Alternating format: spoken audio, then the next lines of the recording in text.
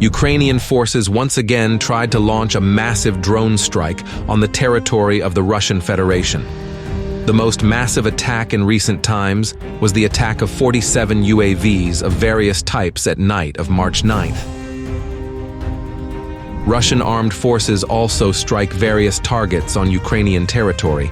Various military-industrial complex enterprises were hit. Russian attacks also targeted the locations of various units in the occupied part of the DPR and in Russian border area. In addition, Russian armed forces were able to chalk up several Patriot air defense systems.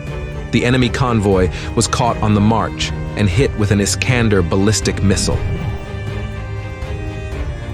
Meanwhile, heavy fighting continues at the front. Russian armed forces are attacking with armored groups east of Terny on the Terny salient. The enemy is still holding back the Russian attacks, using FPV drones and artillery. The battle for Ivanivsky continue in Bakhmut sector. Russian paratroopers pushed through enemy positions north of the village. There are also fighting in Ivanivsky itself. Russian forces confidently control the eastern half of the settlement. The largest battles in the Special Military Operations Zone are taking place in Avdiivka sector, where the enemy is fiercely counter-attacking after the loss of Avdiivka. Oncoming fighting are taking place in several settlements at once, and the AFU has already lost the 4th Abrams tank near Berdichi. Severe fighting continues in Krasnohorivka, where Russian forces are advancing in private sector. The industrial zone controlled by the enemy and the northern part of the city are actively being bombed by aviation with guided bombs.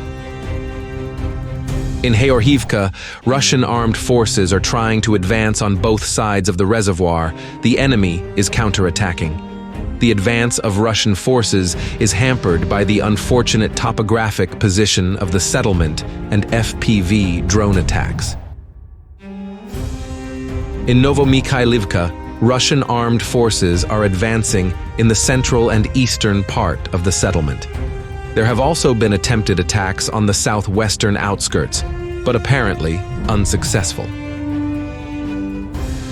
In Orikhiv sector, the hardest battles are taking place in Robotyne, where Russian forces were able to advance at first, and now they are repelling counterattacks.